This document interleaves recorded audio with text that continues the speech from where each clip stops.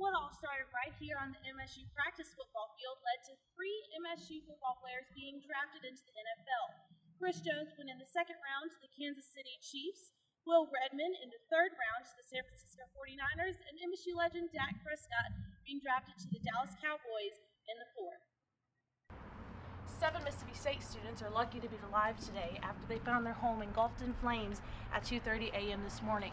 One smoke detector went off, alerting everyone in the house to get out safely.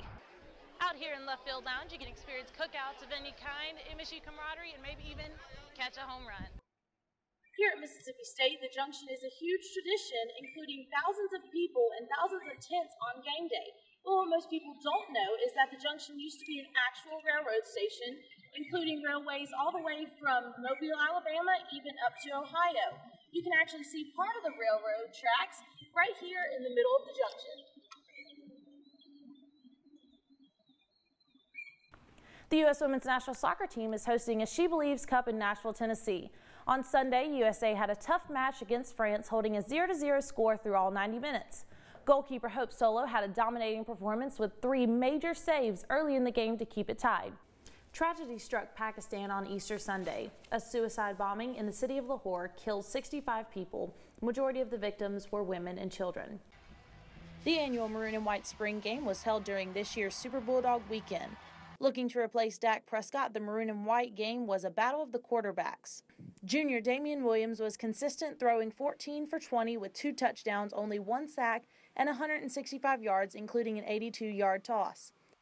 Sophomore Nick Fitzgerald also had a convincing game, throwing 10 for 20 at 127 yards, as well as running for 25 yards himself.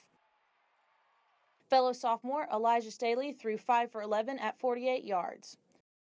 Freshman Nick Tiano has been labeled as the future of MSU football, throwing 8 for 13 with 99 yards and running for 76 yards. Wide receiver Malik Deer had a dominating game with 6 receptions for 67 yards, and Jonas Spivey with 101 yards on just 3 receptions. Many Bulldog alumni were in attendance, including Anthony Dixon and Preston Smith.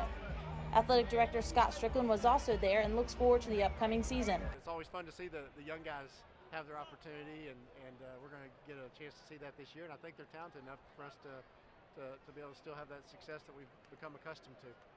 The Maroon team ended up winning 34-21, coming back from a 7-point deficit in the first quarter. Post-game, a cheerful Dan Mullen discussed quarterback Damian Williams and offseason plans. I think he's got a little more experience than everybody else in the mental aspect of it all, just because he's been in the system longer.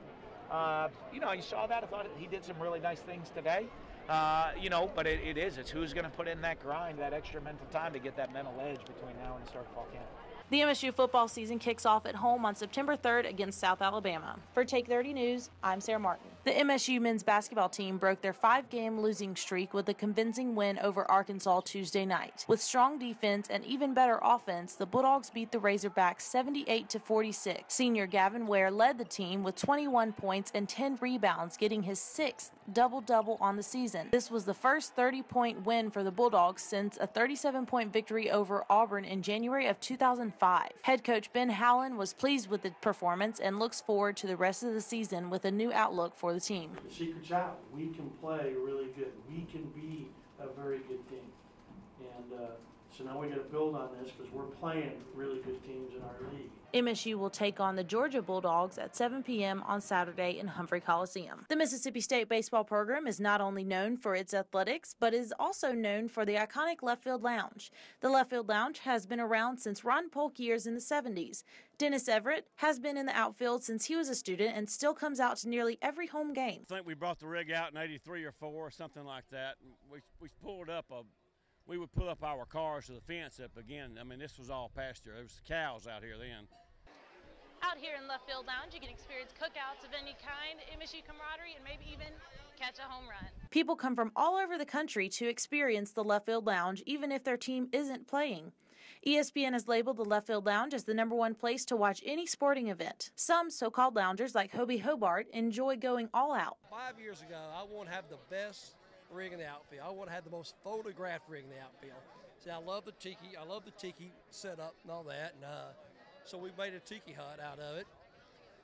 put the bamboo, put all that kind of stuff on it, made the little sign there, the mileage sign, and a lot of people started coming by taking pictures of it, and we became the most photographed rig in the outfield. With stadium expansions on the way, many fans have mixed feelings about the changes to the outfield experience. I'm going to make the most of it. I'm going to have the coolest spot out here. I'm going to have the most photographed rig out here. It's going to be good. I'm going to make the most of it. And it's going to be a beautiful ballpark. I'm excited about it. Lounge veterans like Dennis Everett explains what makes the left field lounge so special. It's the atmosphere. I mean, any baseball team can put butts in the stands, but every baseball team has butts in the stands.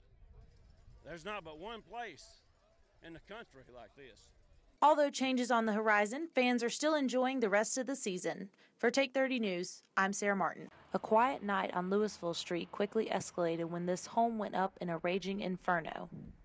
7 Mississippi State students are lucky to be alive today after they found their home engulfed in flames at 2:30 a.m. this morning. One smoke detector went off, alerting everyone in the house to get out safely. Fire Marshal Mark McCurdy spoke with Take 30 News, updating us about the situation. McCurdy saw this house fire as a victory because everyone made it out alive. The house is a total loss, absolutely. But, as far as the success of the story is, obviously nobody was hurt, nobody was injured, killed. So, yeah, I'd say from a firefighter standpoint, this is a victory because nobody was hurt or injured. Firefighters emphasized to a couple of residents that if they would have waited even 2 minutes longer, they might not have made it out alive. Will Parfit reflects on how lucky they all are. You have your own life and everybody else who is in there, so thankful for that. Thankful for the carbon monoxide reader, because if that wouldn't have gone off, there's a good chance I wouldn't be standing here right now. Parfit's dad, David, quickly drove over from Atlanta to help the residents get back on their feet. Well, the first thing all I could think about was, are you okay? And are the other guys okay as well? And that's what I wanted to hear. All of the residents have found new housing and are working with the university about their schoolwork.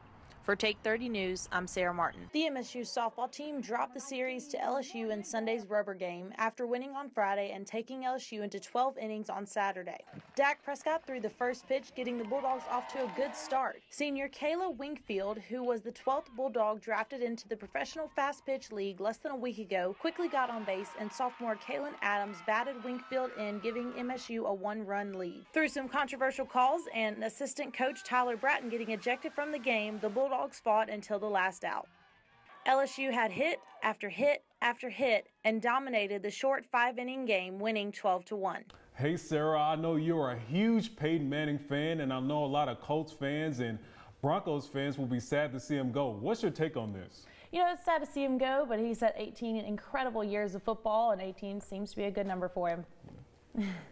Peyton Manning has officially announced his retirement after 18 years of football. Manning has been labeled as the NFL's golden boy, and many have said he has changed the game forever. Manning spent his first 12 years in the NFL with the Indianapolis Colts, leading them to 8 AFC championships and 1 Super Bowl win. After being released by the Colts in 2010, Manning was picked up by the Denver Broncos, where he led them to 2 AFC championships and a Super Bowl win.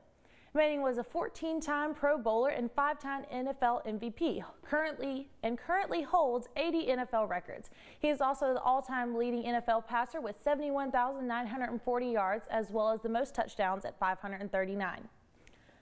The Washington Redskins have released quarterback Robert Griffin III.